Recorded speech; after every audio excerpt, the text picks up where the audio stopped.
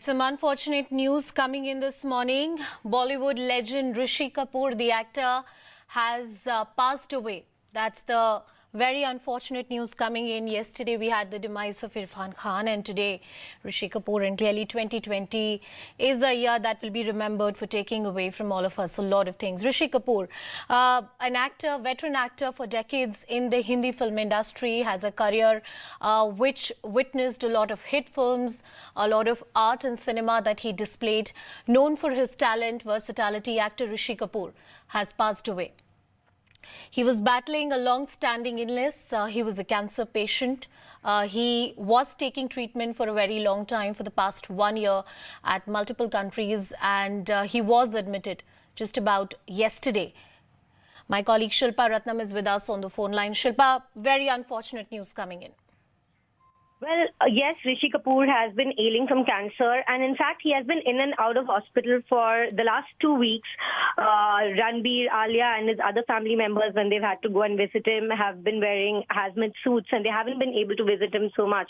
I'm still talking in the present sense, but tense. But yes, the actor we're hearing no more, 67 years old, passed away in the HN Reliance Hospital just a few moments ago, confirmed by the hospital now, and also by his colleague and very dear friend Amitabh Bachchan, who was the first one to break the news. Now the actor has been ailing from cancer, and he's been undergoing treatment in the US. This happened for a year, and then Rishi Kapoor made a return back to India in September last year. He was also expected to resume work on his films. He was very active on social media, and he hasn't tweeted anything since April 2nd. His condition was worsening, and he was in the ICU for a couple of weeks, actually, in and out of it. He was also on and off ventilator, but his condition has worsened increasingly this morning, and unfortunately, as you're getting all those details, Shilpa, tributes are pouring in from different quarters. Rajiv Masand is also with us on the broadcast. Rajiv, this is clearly not a good morning. It's clearly not a good morning. We had heard since yesterday that Rishi Kapoor's condition had been worsening, but the truth is, for the last 2 weeks, Rishi Kapoor has been in and out of hospital. We know that for a fact, that his wife Neetu has been by his side. We know that his son Ranbir had been spending time around him, and one had heard about how difficult it was to of course visit him during these times of COVID, and while the restrictions on traveling, while the restrictions on patients and who they can meet were so stringent. But now there is this heartbreaking news this morning that in fact Rishi Kapoor has passed. It is now confirmed. There are tributes from the industry, like you said. Amitabh Bachchan, who's an old friend and a close friend of his and a family friend, has in fact tweeted and confirmed. We know from the family as well that Rishi Kapoor has in fact passed. It was in 2018 that he was diagnosed with cancer while he was shooting a film. And his son, of course, after he took unwell, they did tests. It was Ranbir who took him straight to New York. His condition was so fragile that he could not return. Barely a week later, for his own mother's passing. Rishi Kapoor's mother, Krishna Raj Kapoor, passed away barely a week after he flew to New York for treatment. He could not, of course, come and perform the final rites. He was in New York for a whole year. He was in New York. He returned last year. His condition was better. He resumed shooting, but again he took unwell when he was shooting in Delhi. And he had to be brought back to Mumbai. He was in and out of hospitals for the last couple of months. We know that for the last 2 weeks, he was in and out of hospital. But now comes the heartbreaking news that in fact Rishi Kapoor has passed at the age of 67. Yeah, as you're pointing out, Rajiv, that he was shooting for a film while he got to know about his cancer, took treatment in New York for about a year. His entire family was beside him. In the last few years of his life, and it's so unfortunate that I'm talking in the past tense right now, and the actor has passed away. What are the pieces of cinema, art that he leaves behind? What is the most memorable, perhaps, conversation or a memory you cherish with the actor? You know, Rishi Kapoor has actually been one of my absolute favorite actors for years. It's no secret. He was an incredibly versatile actor who for the bulk of it, unfortunately, is remembered only for his romantic roles. In the 80s, in the 70s, even when Amitabh Bachchan was the angry young man of Bollywood, of Hindi cinema, Rishi Kapoor was continuously and diligently, making the romantic films, making emotional films, and he didn't frequently. One speaks about how he didn't get his due as an actor, but it's interesting that Rishi Kapoor himself has said that he really began to get his due much after he transitioned from leading man to character actor. Yes. Even just as a leading man, I mean, his performances in films like Bobby, which was his first film as a leading hero, and before that, even in Mera Naam Joker, when he was a child actor, if you like, and later on, of course, in so many films. I mean, I think that what one will remember him for is his incredible comic timing, his incredible range and versatility. One tends to remember largely the romantic films, the Yash Chopra films, Chandni, and so many other films. But Bol Radha Bol and Luck by Chance, which he made with Zoya Akhtar a few years ago. This was a man who actually came into his own and continued to get exciting roles well into his launched. I think it was well over 20 heroines were launched opposite him. We tend to speak mostly of his romantic films. He was of course the hero that wore the sweater. In the 90s, Yes. he used to wear the sweater in most of his films, and the joke used to be in Bombay's temperatures and Bombay's climates, who wears a sweater? But this was a man who made sweaters fashionable in the movies in a climate that was not suited for it. He is one of Bollywood's most versatile actors, born into a film family, of course, blue-blooded Kapoor, but an incredible actor, moody, temperamental, but very, very affectionate. Yeah, and Rajiv, as we fondly remember the legacy that he leaves behind, I also remember seeing on Twitter the candid political views he'll often put forward, or jokes he would often crack and, perhaps sometimes get a backlash for. He was known to be candid, to speak his mind.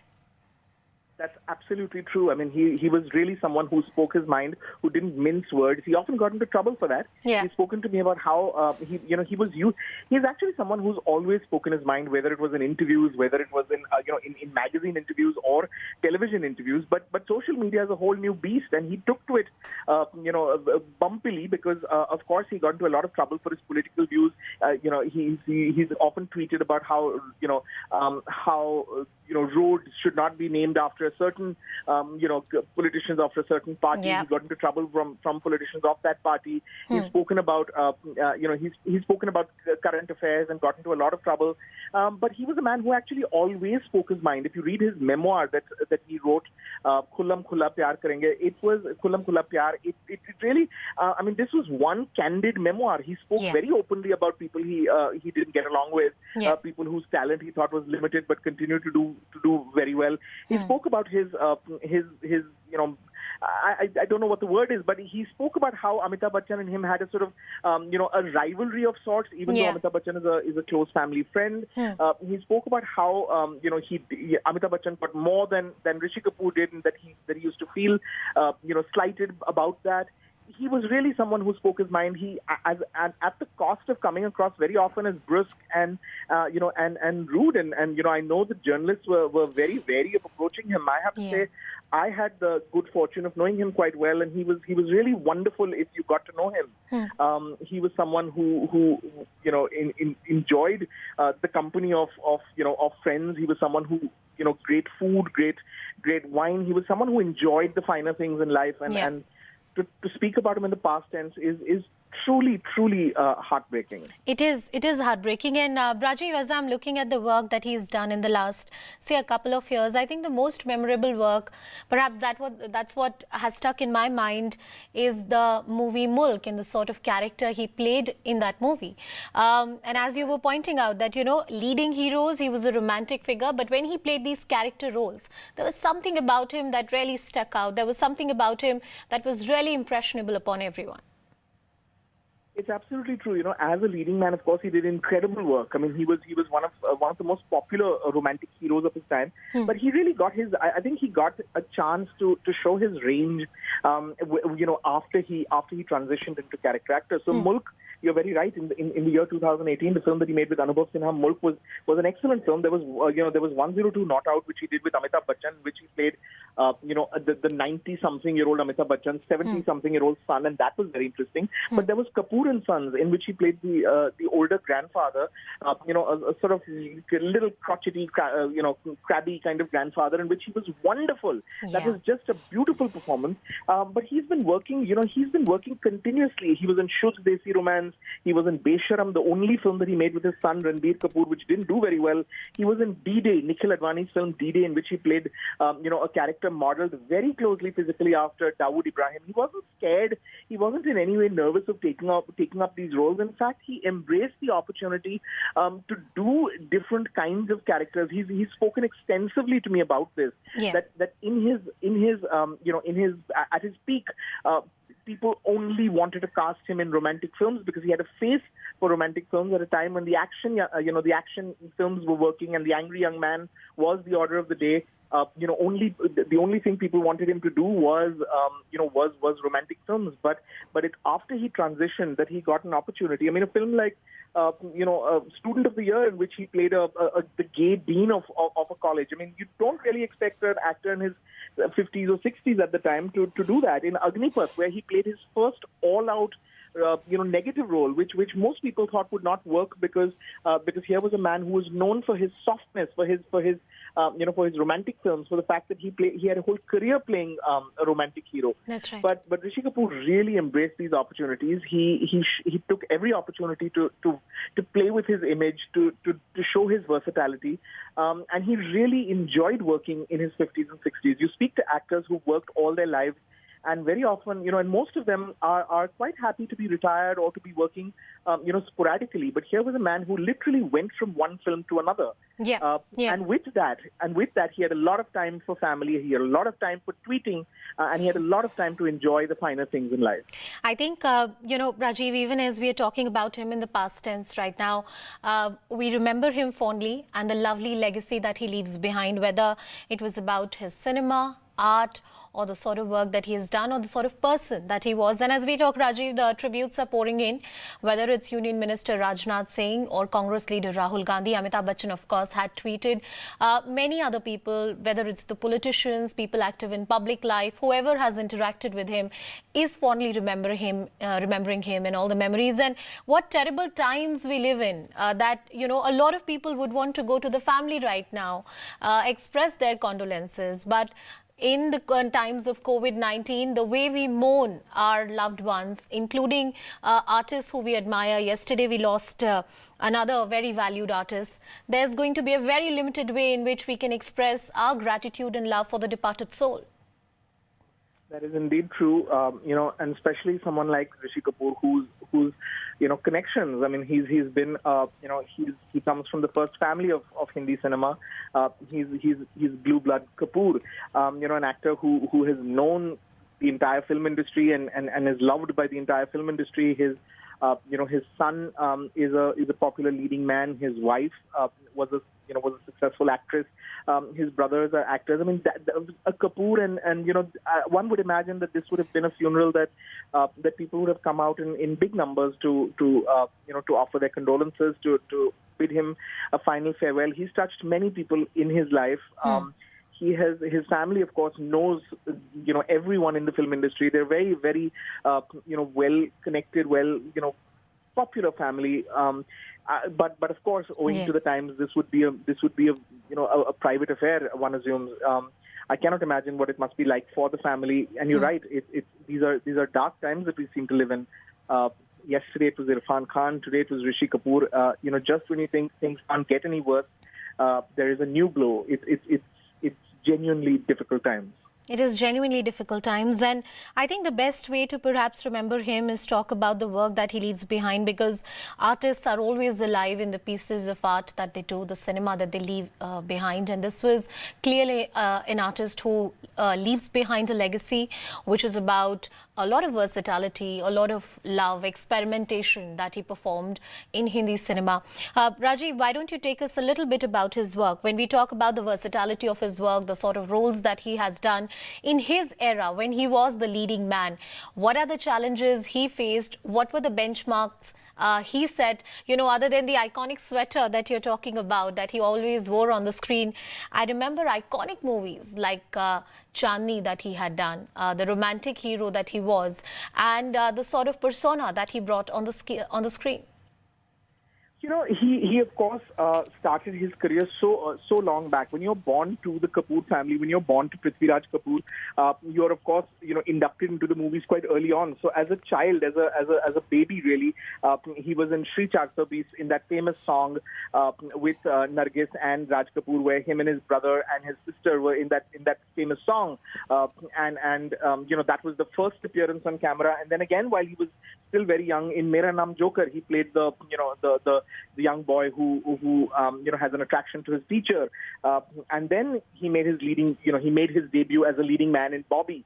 Since then, of course, the romantic image stuck, and in so many films, Rafu Chakkar, Khel Khel Mein, Laila Majnu, they were all different kinds. Kabhi Kabhi. I mean, from the smaller films to the big films with the bigger filmmakers like Yash Chopra, like Manmohan Desai. He did the romantic films. He did the ensemble films. Amar Akbar Anthony remains, one of his great films with Amitabh Bachchan, Vinod Khanna. He was right through the 70s and the 80s. Sargam. These are films that one Aap Ki Deewane. These are films that one remembers so well because he really created a whole a string of memorable romantic films, and this was, one has to understand that the 70s and the 80s were a time when the theme of the times or the mood of the times was action. I mean, that was it was Amitabh Bachchan, it was Salim Javed writing those great roles for Amitabh Bachchan, and at that time Rishi Kapoor was making films like Naseeb and Prem Rog and all of these films which did very well.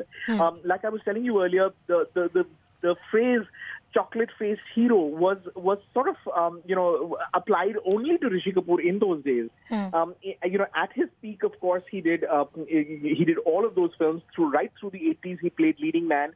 Well into the 90s. He was in 89. He did Chandni.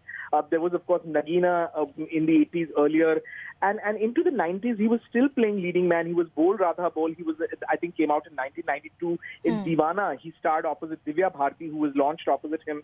That was also Shah Rukh Khan's first film in 1992. Sahiban, Sadhana, Gurudev. He was continuing to make movies well after. The joke used to be that he was not in the right shape to play leading man, and he's joked about this as well. So he wouldn't feel offended if he heard me say this. But it's when he transitioned.